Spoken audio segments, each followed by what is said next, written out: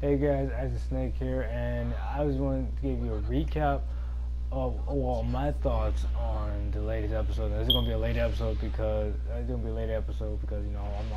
so busy working on my impressions of Final Fantasy 15. Judgment did a demo for that guy from Japanese store, but onward to this video. Now this fight right here, I'm gonna talk about later about this fight right here. Uh, why I put this battle right here up first. But let me just give you my impressions of the episode. My episode initially is one of the best episodes that Super ever produced. Even though there is some BS in there, or what I may feel is BS, or what was some, or if I had to really say this, it explained certain things that I'm like, oh, okay, now that makes sense now. But let's share my thoughts on the episode. Now, I think the episode, as far as it was action packed, it was cool. It was so cool. Best. Pretty much the animation was on point. The fights was on point. It was, it was one of those quicker fights. It was it been like, you go back to Dragon Ball Z. They would have went back to the whole Dragon Ball Z thing. This fight would have been more dragged out than it should be. But since Super, they trying shorten it up a bit. So as I say, I really enjoyed the episode. I gotta say, as far as as far as this arc, the Black Goku and the Zamasu arc, I gotta say, as far as Super wise, this has been the best arc that we've been waiting for a long time. But then again, I gotta say, probably as far as Dragon Ball, this is like one of the top Dragon Ball moments, I would say, from Super. That's like, I'll put it on my top Dragon Ball moments, because Super, especially in this arc has had plenty of memorable moments. But I'm praising it right now. I gotta say, one thing that they did touch on with, this is something that people did not like in the episode. Well, one thing I gotta say, people love the fact that Vegeta returned, but when it was fighting, it was a great fight, but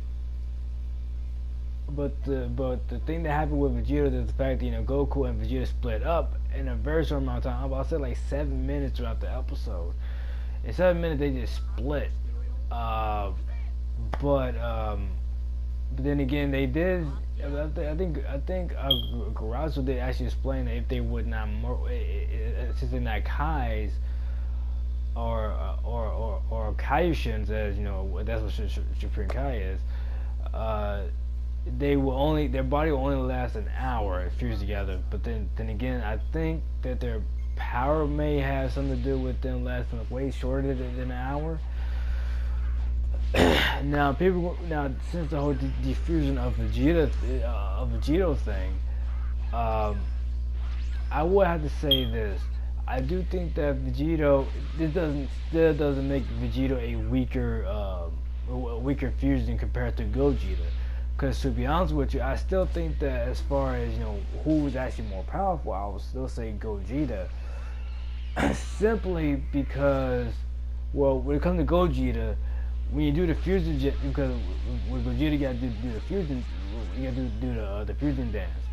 But one of the main important things about doing the fusion dance is that y'all gotta be equal in power levels. So let's say if one person is weaker, have a weaker power level compared to the other one, the stronger power level has the person with stronger power level had to decrease his power in order to fuse together.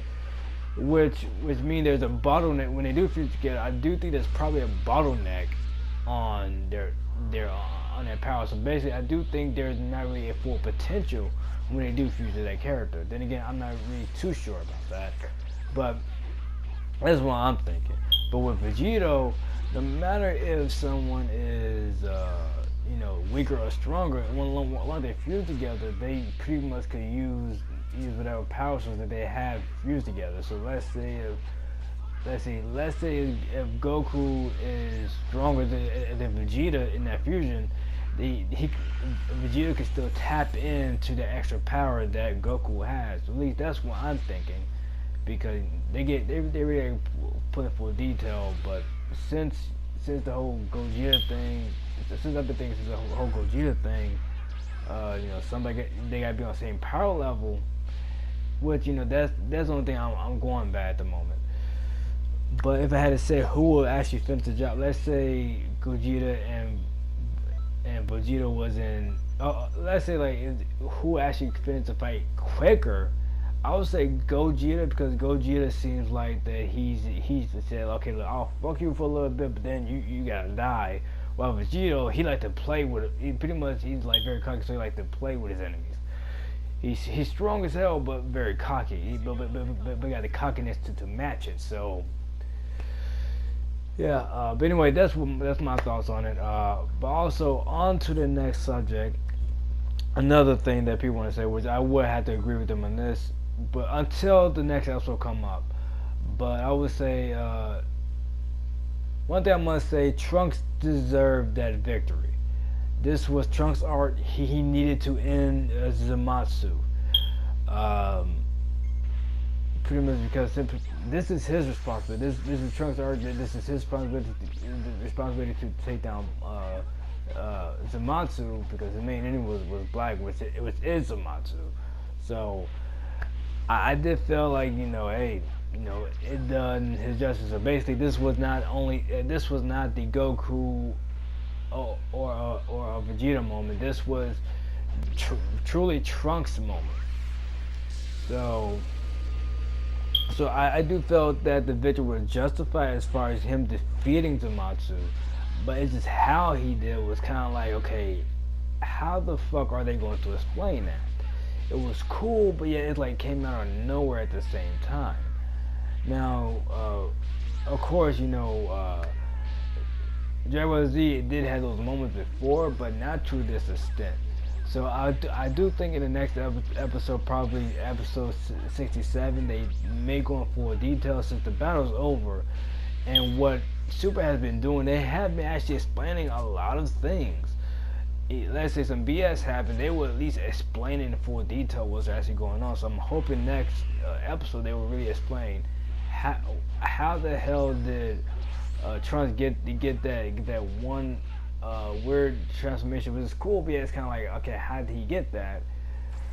Which we are assuming that he probably got that from training from Vegeta, and also how did he get the Genki Dama sword, which it pretty much the Genki Dama means spirit bomb.